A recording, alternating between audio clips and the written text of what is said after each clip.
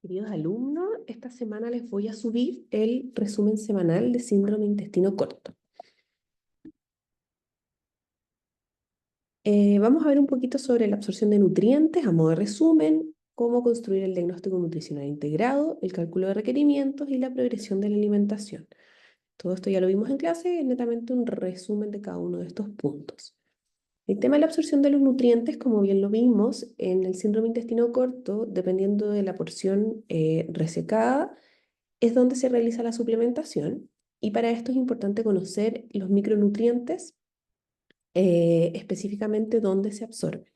Como vimos, principalmente de duodeno se absorben minerales como hierro, calcio, magnesio, zinc, y hay uno, las vitaminas hidrosolubles y las liposolubles, ilion principalmente la reabsorción de las sales biliares y la vitamina B12. Acuérdense que las sales biliares son importantes para la absorción de las grasas, de las vitaminas liposolubles, por lo tanto es muy importante que si hay una resección del ilion, igual debo suplementar en las liposolubles por esta disminución de las sales biliares. Junto con esto recuerden, bueno, como primer punto recuerden que la absorción no es solamente específica en una porción del intestino, ocurre a lo largo, solamente que prevalece en algunas partes más que otras.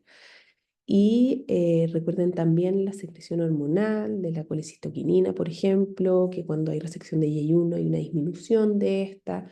Esta participa en la contracción de la vesícula biliar, en la secreción de la jugos pancreáticos, de las enzimas pancreáticas, por lo tanto también se ve una disminución en la absorción de las grasas.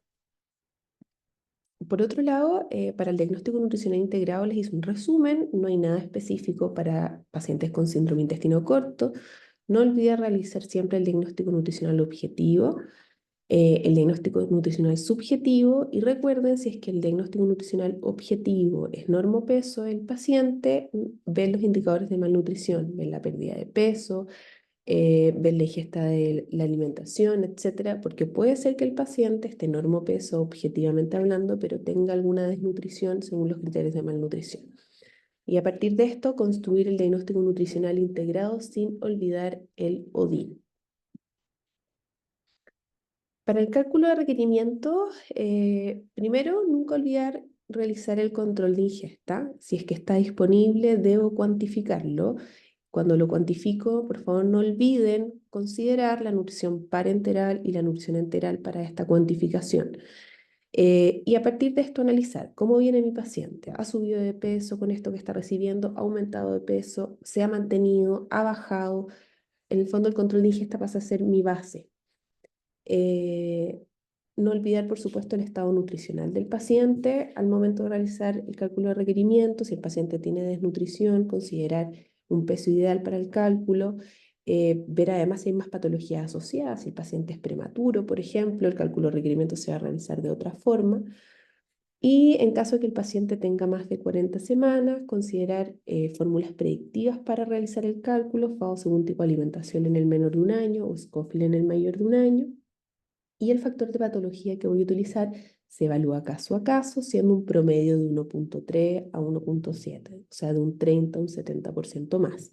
Siempre considerando caso a caso. Puede ser menos, puede ser más. Las proteínas lo mismo, considerar ASPEN para el cálculo de las proteínas, pero también puede que el paciente requiera más y eso va a depender en base al análisis que ustedes realicen, en base al cuadro clínico, en base a la resección y siempre considerando cómo viene este control de ingesta. Y la suplementación de micronutrientes va a ser según la porción resecada de intestino. La progresión de la alimentación, la vía de alimentación, recuerden que va a depender, dependiendo en qué etapa se encuentre el paciente. Pero para considerar una vía enteral, el paciente debe, o sea, una vía enteral 100% me refiero, el paciente debe haber alcanzado sobre el 70% de sus requerimientos por esta vía para considerar suspender la parenteral. Recordar que la nutrición enteral debe iniciarse lo antes posible con nutrición enteral trófica o nutrición enteral mínima para estimular el sistema digestivo, el sistema intestinal, con aportes que van, está en la literatura 20 a 25 calorías por kilo, pero nosotros vamos a trabajar más un poco en base al volumen, que son 10 ml por kilo día. Pueden también considerar un plan ANI al momento de partir la alimentación y también está bien, es correcto. El método de infusión Va a depender del paciente, pero generalmente se comienza con bomba de infusión continua, progresando bolo lento para llegar al bolo. Por lo mismo, para favorecer la tolerancia a esta alimentación. Y las fórmulas a utilizar, ya lo conversamos, primera opción leche materna si es que está disponible en los más pequeños, pensando en una enterocolitis necrotizante en paciente prematuro. Como otra opción están las poliméricas, pero muchas veces no puedo entregar esta porque tenemos cuadros malabsortivos y tenemos que comenzar con fórmulas aminoácidas, elementales o oligoméricas, como quieran llamarlas. Eso es el resumen de la semana de SIC. Espero que les sirva.